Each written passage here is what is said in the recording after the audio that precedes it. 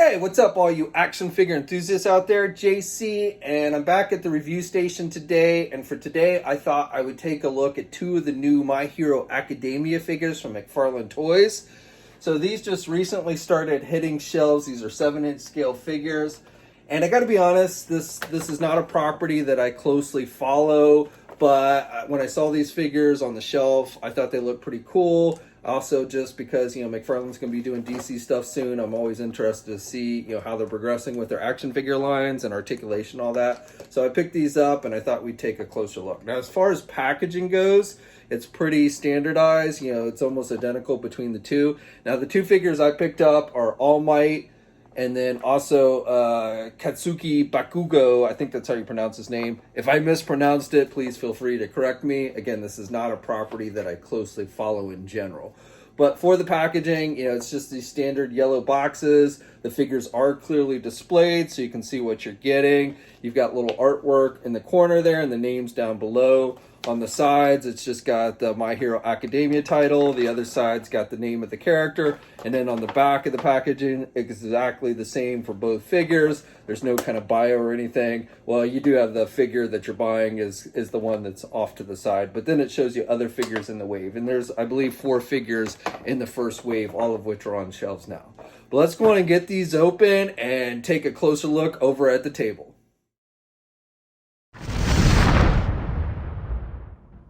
So I've gotten the figures out of the packaging here so you can get a better look at them. And as far as accessories go with these, it's pretty basic. Each figure comes with an extra set of hands. So with All Might, you get these closed fists and then you get the open hands here.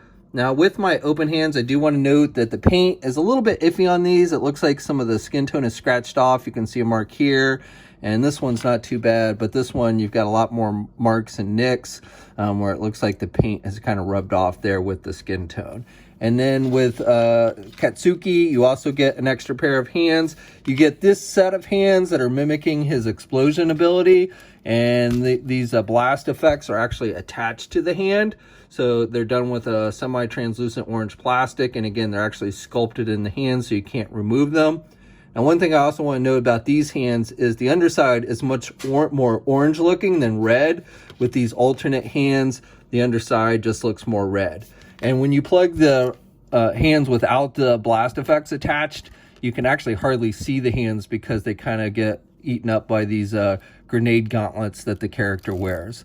But, it is kind of cool that they included those. I mean, they could have made it where you could just remove these.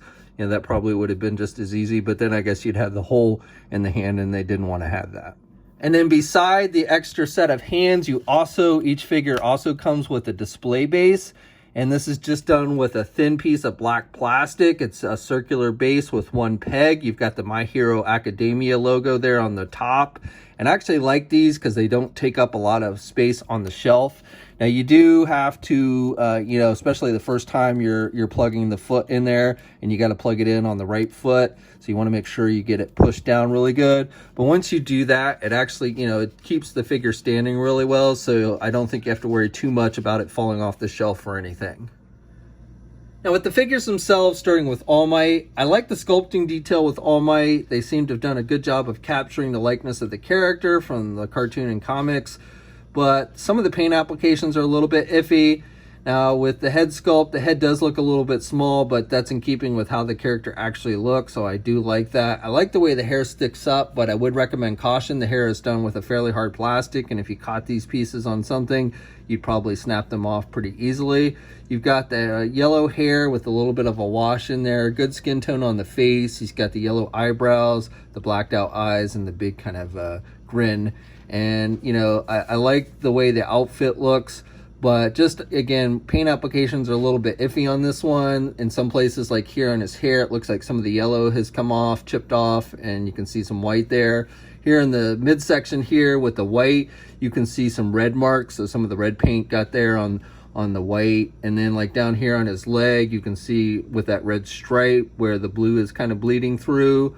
And there's some areas like here on his gauntlet where you can see some of the yellow bleeding onto the blue portions of his shirt, and same with the belt. So like I said, while I think the figure is nicely sculpted, it's a good size and everything, the paint applications are a little bit iffy on this one.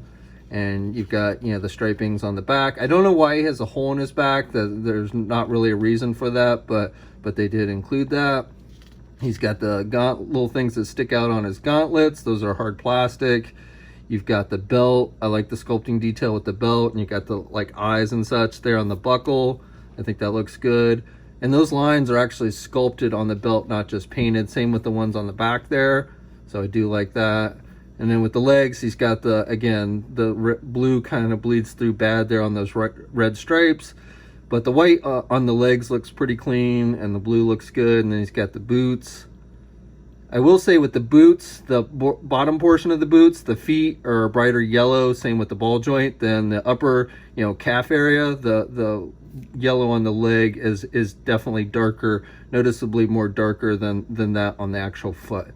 And then on the underside there, you've just got the white soles. Now Katsuki, I think, is the better looking of the two figures. Paint applications aren't perfect, but they're more solid than on the All Might figure. And I just like the look of the character, the sculpting detail with the hair, and he's got these explosion things that are sticking out the back. Now these are done with a little bit softer plastic, so I wouldn't be as worried about these snapping off like the hair on the All Might figure. And he's got the mask, and he's got that kind of egotistical grin, good skin tone. He's got the sleeveless shirt with the orange stripes. And then he's got this collar thing that he's wearing, which is sculpted on there. I do have a little bit where it looks like some of this paint on the skin there around his neck has come off a little bit, and around the joints. I like the way the gauntlets look. You know, they look like grenades, so I like how they've done that.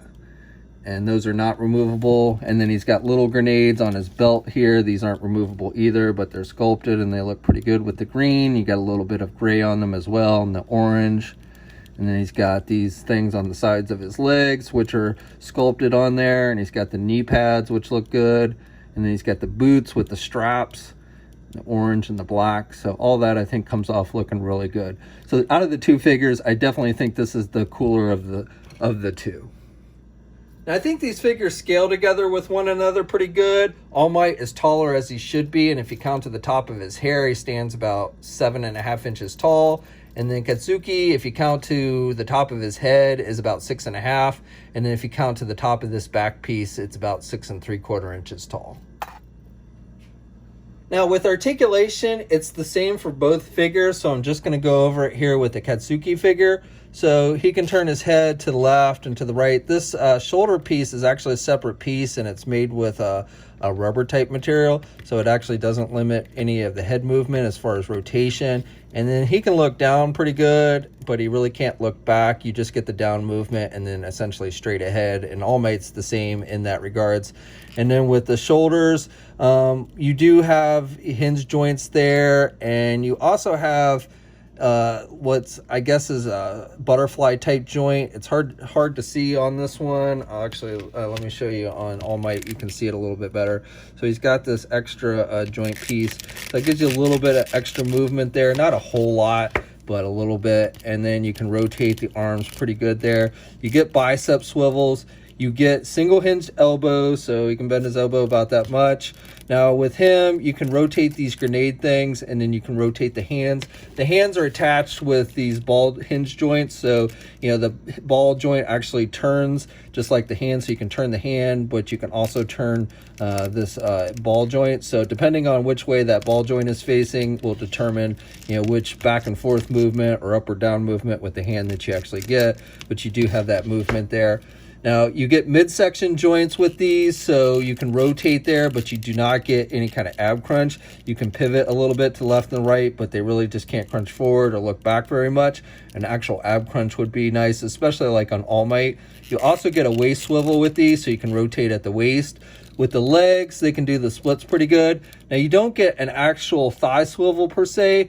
The legs plug into these pegs up here, and I don't know how well you can see it, but you do get a little bit of rotation. But the way they sculpt the legs, it's not like a full rotation, so a thigh swivel would definitely be better. But again, you do get a little bit of rotation there.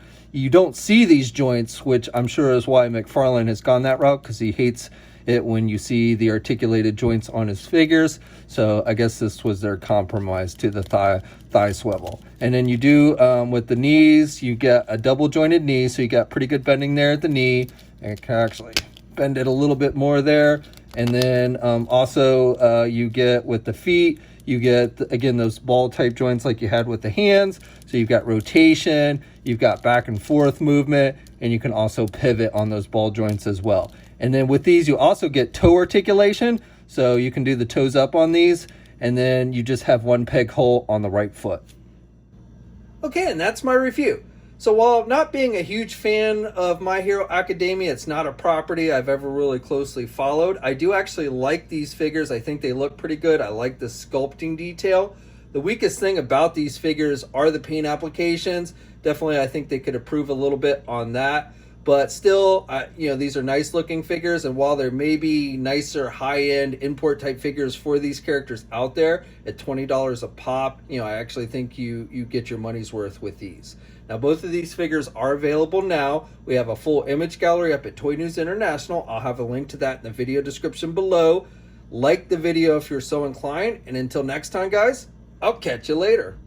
Hey, thanks for watching today's video, and be sure to subscribe to the channel if you haven't already, and hit that bell notification so you're alerted every time I upload a new video. And be sure to head over to the Toy News International and Marvelous News message boards communities. It's a great place to talk toys and win cool contests like $100 store credits to Big Bad Toy Store. And remember, action figures are great!